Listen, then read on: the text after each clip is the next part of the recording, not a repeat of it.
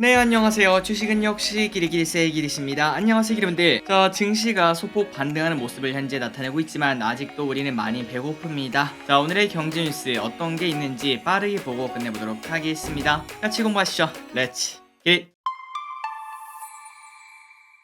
자, 어제 미국 증시가 반등을 했고, 그 다음에 우리나라 증시도 일단 지금 시간 기준 1% 넘는 상승을 나타내고 있습니다. 자, 그렇다면 이러한 깜짝 반등이 나온 이유가 뭔지 호재가 있었을 것 같은데 그 이유가 뭔가 보자면은, 자, 어제 미국 같은 경우에는 꽤나 많이 올랐습니다. 2% 정도 상승을 했죠. 그리고 우리가 어제 장 마감까지 그때 당시만 하더라도 미국 선물이 마이너스 1% 정도 하락하고 있었기 때문에 단순 계산해도 한 3% 올랐구나라는 생각을 해볼 수 있습니다. 그래서 그 이유가 뭔가 봤더니 바로 영국의 중앙은행인 BOE에서 장기 국채 매각을 한 달 동안 중단하기로 했고, 그리고 그 안에서 오히려 국채를 매수하겠다 이러한 결정을 내렸다고 해요. 그러니까 기리분들이 아시다시피 지금 전 세계는 전 세계 돈을 쭉 빨아들이는 그러한 긴축 정책 중 아니겠습니까? 하지만 BOE 같은 경우에는 야, 이거 시장이 너무나 안 좋다. 그렇기 때문에 돈 빨아들이는 거 일단 조금 미루고, 그리고 그 안에서 살짝은 우리가 돈을 좀 풀어줘서 시장의 안정을 도모하자라는 선택을 한 걸 확인할 수 있습니다. 그러니까 충격을 받는 증시를 위해서 약 조금 발라준 다음에 나중에 때릴게 라고 말한다는 거겠죠. 그래서 이러한 소식에 힘입어 영국 10년물 금리는 50bp나 하락했고, 미국 10년물도 4%까지 올라갔다가 3.73까지 급락하는 걸 확인할 수 있었습니다. 그리고 이러한 결과 나오니까 당연히 증시는 오랜만에 빵끝 웃음을 지었다고 볼 수 있겠죠. 그렇다면 이제부터 쭉쭉 반등을 하는가 이런 생각을 해볼 수 있지만, 그런데 그건 아닙니다. 저기를 쓴 기분들이 아시다시피 이제 대깨롱이라고 불릴 정도로 롱만 외치는, 그러니까 긍정적으로만 시장을 보는 사람인데요. 하지만 그런 제가 봤을 때도 지금 딱 위에 보니까 단기간에 그냥 약 발라주고 많은 조치인 걸 확인할 수 있죠. 그렇기 때문에 이게 시장의 분위기를 완벽하게 180도 바꾸기는 어렵다라고 볼 수 있고, 여기서 증시가 지속적으로 상승을 해주거나 아니면 여기서 바닥을 딱 다지려면은 이거와 동시에 다른 조치들도, 그리고 다른 호재들, 일단 지금 가장 기대할 수 있는 거는 바로 3분기 실적인데,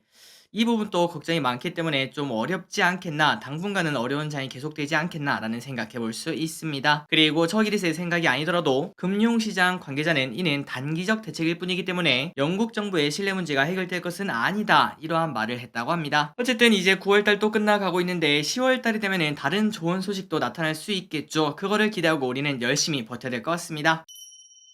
다음입니다. 반대 매매가 최근 계속 쏟아지는 걸 확인할 수 있고, 오늘 증시가 조금 오르는 와중에도 아침에 반대 매매가 조금 나오는 걸 확인할 수 있었죠. 그렇다면 이 반대 매매가 어디까지 이어질지, 그 다음에 증시는 언제 바닥을 찍을지 한번 예상을 보도록 하겠습니다. 자, 유안타 증권에서는 지금 코스피가 작년 고점 대비 34% 정도 하락했으며, 그러니까 3분의 1이 날라갔다고 볼 수 있겠네요. 그리고 그 사이에 이게 진짜 충격적입니다. 하락한 원화 가치까지 반영하면은, 그러니까 외국인이 우리나라 코스피를 봤을 때는 단순히 지금 지수로 보이는 게 아니겠죠. 환율이 엄청나게 급등했기 때문에 그 외국인의 눈에서는 지금 현재 1700포인트 수준이라고 합니다. 이 정도면은 거의 코로나급 아니냐라는 이야기도 충분히 해볼 수 있겠죠. 그렇기 때문에 지금은 충분히, 아니 과하게 조정을 받았다라고 볼 수 있다는 거고, 그리고 반대매매도 최근 들어 급증하고 있는데 지난 27일 미수금 대비 반대매매 비중은 20%를 넘겼다고 합니다. 이 정도가 어느 정도 수준인지 모르겠지만, 그래서 과거랑 비교를 해봤더니 이는 2009년 이후 13년 만에 나타난 현상이고, 고로 바닥이 머지않은 신호라는 의견을 가질 수 있다고 합니다. 빠질 만큼 빠졌고, 그 다음에 반대 매매가 이렇게 나오고 나면은 항상 역사적으로 이제 주가는 올랐다라고 해석을 한다는 거겠죠. 아마도 여러분들 여기서 많이 충격을 받으셨을 것 같습니다. 환율을 계산하면은 지금 코스피는 2200이 아니라 1700이라는 거,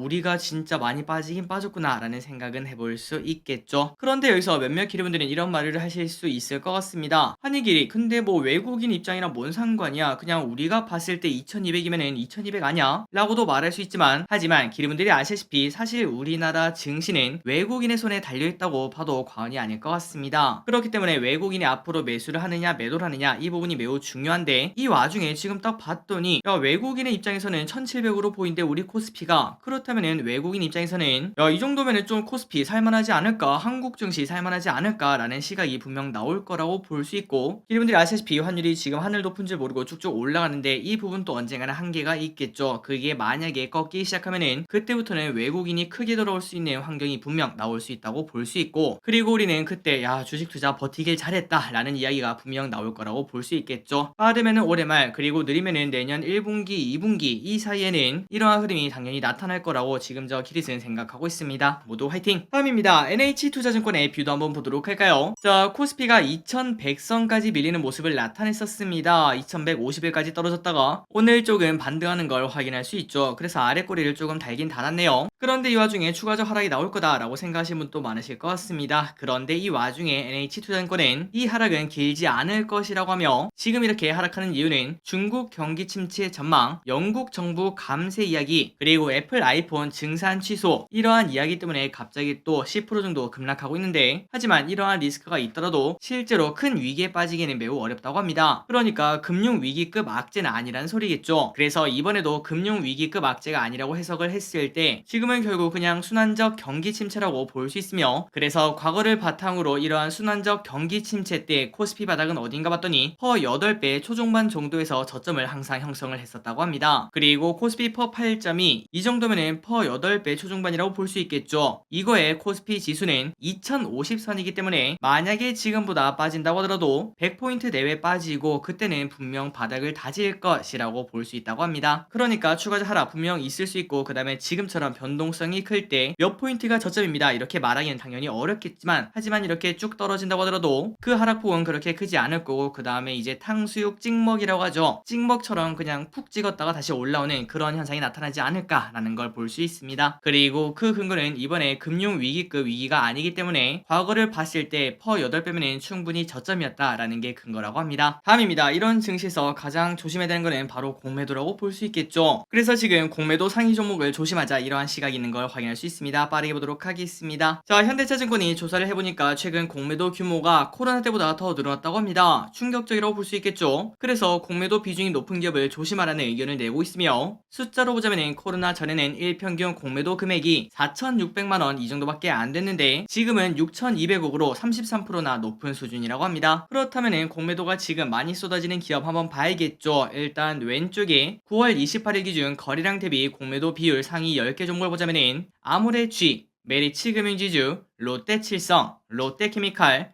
CJ대한통운, 오뚜기, 하나투어, 아모레퍼시픽, LG엔솔, 신세계인터내셔널, 이러한 기업들이 공매도가 무려 거래량의 20%를 차지하는 끔찍한 상황인 걸 확인할 수 있다고 합니다. 그리고 플러스 기분들이 왼쪽에 보시면 조금 느끼셨을 것 같은데요. 지금 공매도가 많은 기업들을 딱 봤더니 아모레쥐, 롯데관광개발, 호텔신라, GKL, 휠더홀딩스, 대한항공, 이런 기업들이 지금 현재 공매도가 많다고 하는데, 조금 보니까 리오프닝 관련주죠. 리오프닝 관련주의 경기 침체 때문인지 공매도가 많은 걸 확인할 수 있다고 합니다. 그러니 기업들, 위기업들 한번 공부를 해보시고, 물론 공매도가 많다고 주가가 안 오르는 건 아닙니다. 쇼커버가 나오면 그때부터 주가는 더 빠르게 올라가기도 하죠. 하지만 그 와중에 내 종목에 공매도가 많은지 적은지 이 정도는 당연히 알고 있어야 어떤 일이 있으면 대처를 하는데 수월하다고 볼 수 있겠죠. 한번 기리분들, 위기업들 확인해보시면 좋을 것 같습니다. 다음입니다. 오늘 상장 기업이 한 가지가 있습니다. 바로 RP바이오. 자, 이 와중에 커피값을 주는 공모주는 소중합니다. RP바이오가 오늘 상장했고 좋은 가격에 매도할 수 있는 기회를 우리에게 줬죠. 공모가가 13,000원인데 2만원 정도에서 장 초반에 형성을 했기 때문에 아마도 많은 기업들이 적으면 5,000원, 많으면 7,000원, 8,000원 이 정도의 수익을 거뒀을 거라고 생각하고 있습니다. 참고로 RP바이오는 연질 캡슐 제조 전문 기업이며 기관 수혜책에서 1,500딜이 나오는 등 꽤나 좋은 결과를 받은 걸 확인할 수 있었죠. 자, 저 기립도 매도에 성공했고 기름분들 좋은 가격에 매도하셨길 진심으로 바라겠습니다. 그리고 플러스 RP바이오 앞으로도 쭉쭉 성장하는 그런 회사가 되길 진심으로 바랍니다. 다음입니다. 내일은 WCP라는 기업이 상장을 합니다.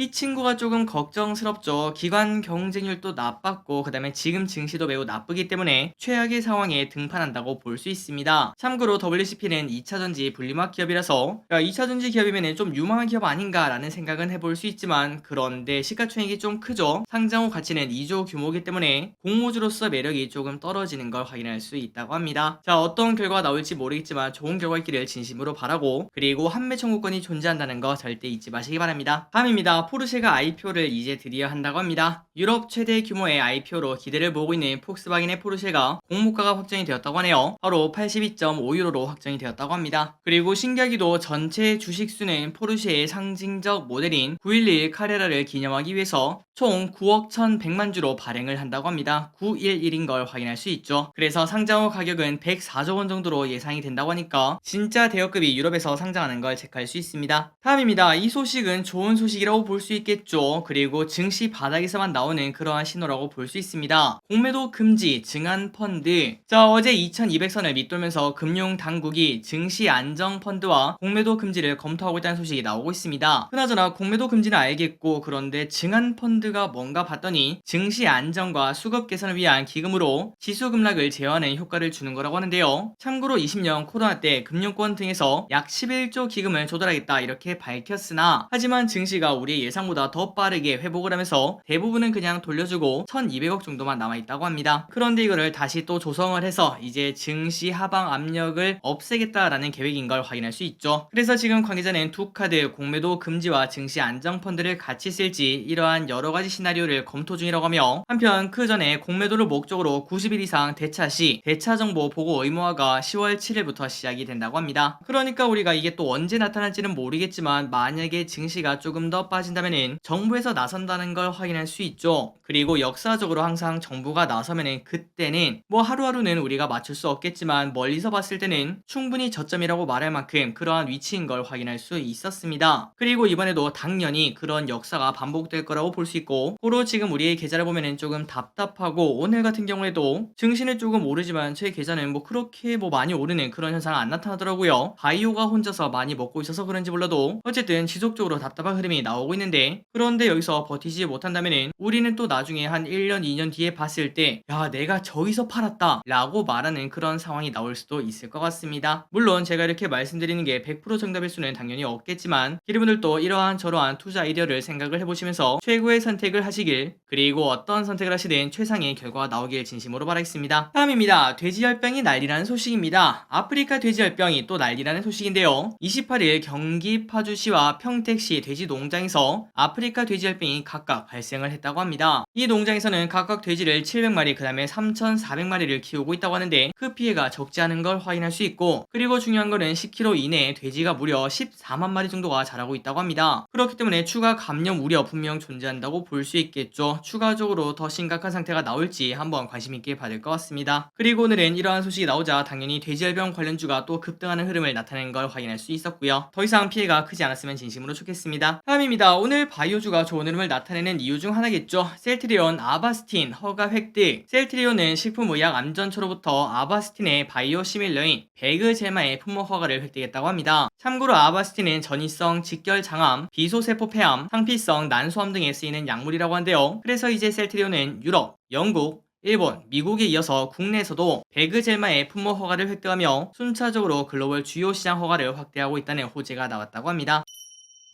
다음입니다. 가을 여행 시즌이 시작이 되고 있다는 소식입니다. 자, 밖에만 나가도 기분이 좋은 그런 시기가 왔습니다. 단풍을 볼 수 있는 시기도 이제 코앞이며, 그리고 이번 주, 다음 주에 연휴까지 있어서 사람들의 여행에 대한 관심이 높아지고 있다고 볼 수 있는데요. 그리고 이 와중에 지마켓은 최근 들어 강원도 호텔 예약이 크게 늘었다 이렇게 밝혔으며, 그리고 순차적으로 경주, 경기, 충청, 부산 이러한 도시에서 호텔 예약이 급증하는 걸 확인할 수 있었다고 합니다. 그나저나 강원도가 이렇게 갑자기 급증한 거는 바로 가을의 영향이라고 볼 수 있겠죠. 단풍놀이를 하러 가는 그러한 사람들이 많아지는 걸 확인할 수 있습니다. 그리고 플러스 판매가 늘어나고 있는 품목을 봤을 때는 야외 난로, 돗자리, 침낭, 야외 의자, 캠핑 가방 이런 것들이 판매량이 급증하고 있는 걸 확인할 수 있다고 합니다. 다음입니다. 지금 김치값이 너무 비싸서, 말 그대로 김치값이 너무 비싸죠. 요즘 이제 마트에서 김치를 사면은 10,000원은 그냥 넘어가는 걸 확인할 수 있습니다. 진짜 조금 샀는데도요. 그런데 이 와중에 소비자들이 코스트코에 가고 있다고 하는데, 김치랑 코스트코랑 도대체 뭔 상관인가 봤더니 지금 코스트코에서 종갓집 포기김치를 3kg짜리를 10,000원대에 팔고 있다고 합니다. 정확히는 18,000원인가 그 정도에 팔고 있다고 하는데, 아마도 김치를 최근 사보신 분들은 알고 있을 거라고 생각해요. 진짜 압도적으로 싼 가격이라고 볼 수 있겠죠. 있겠죠. 그래서 사재기까지 최근 들어 나타나고 있다고 합니다. 저 길이 또 얼마 전에 이마트에서 사려고 했는데 너무 비싸서 김치를 사 먹지 못했습니다. 진짜 너무 비싸더라고요. 그래서 아마도 많은 분들이 야 이거는 충분히 가서 살만하다 라고 이야기를 하실 것 같고, 그리고 코스트코는 이러한 대란이 나타나자 회원카드당 한 개로 판매 제한을 했다는 소식이 나왔다고 합니다. 다음입니다. 어제 나타난 가스관 폭파, 이것 때문에 증시가 출렁출렁했죠. 하지만 이게 자작극 아니냐 이런 이야기가 나오고 있습니다. 일단 미국에서는 자연적으로 터진 게 아닐 것이다, 사보타주의 가능성이 높다, 이러한 이야기가 나오고 있으며, 다만 아직까지는 누가인지는 모른다, 조사가 조금 길게 필요할 것 같다, 이러한 생각을 보였다고 합니다. 그리고 지금 많은 사람들은 아마도 범인이 러시아 아니겠니? 라는 생각을 하고 있다고 하는데, 하지만 러시아는 또 그 와중에 오히려 미국이 있을 것이다, 지금 이거를 폭파하면서 뭔가를 얻어가려고 하는 미국의 소행이다, 이렇게 말하고 있으며, 오히려 강하게 유엔 안보리에서 다룰 것을 러시아가 직접 요구를 했다고 합니다. 그런데 우리가 지금 딱 봤을 때는 뭐 당연히 러시아 아니겠어 라는 생각을 하지만, 그런데 진짜 러시아가 한 게 맞을지 그런 것들도 앞으로 또 시끄러워질 걸 생각을 해볼 수 있습니다. 다음입니다. 우리나라 기업들 실적이 너무해. 국내 기업들의 3분기 이익이 2년 만에 역성장할 것이라는 전망이 나왔습니다. 쇼크가 나오겠네요. 증권사 3곳 이상의 추정치가 있는 상장 기업들의 3분기 영업이익 컨센이 전년 동기 대비 7.2%, 전기 대비 10.5% 감소한 것으로 추정이 되며, 문제는 이러한 실적 둔화가 단기가 아니라 내년까지 이어질 수 있다는 게 가장 충격적이라고 합니다. 그리고 또한 시가총액 상위 10개 기업의 올해 영업이익 컨센은 91조 원으로 3개월 전에 비해서 전망치가 10%나 줄었고, 그러니까 시총 1등부터 10등까지 돈 버는 게 시원찮다라고 볼 수 있다는 거고, 그리고 그 와중에 반도체 IT는 실적 부진 전망이 더 커졌으며, 그 반면 자동차, 바이오, 배터리 이 전망은 나쁘지 않은 걸 확인할 수 있다고 합니다. 그래서 여러분들이 최근 들어 주가 흐름을 보면은 반도체는 쭉쭉쭉 떨어지고 있는데, 자동차, 바이오, 그 다음에 배터리 이런 기업들은 나름 버티는 그런 흐름을 나타내고 있죠. 바로 실적 때문인 걸 확인할 수 있습니다. 다만 이 와중에 만약에 내년까지 실적 둔화가 계속 나온다면은 아마도 자동차, 바이오, 배터리 이런 기업도 버티기 힘든 장이 또 올 수도 있겠죠. 꼭 그런 결과까지는 안 나왔으면 좋겠습니다.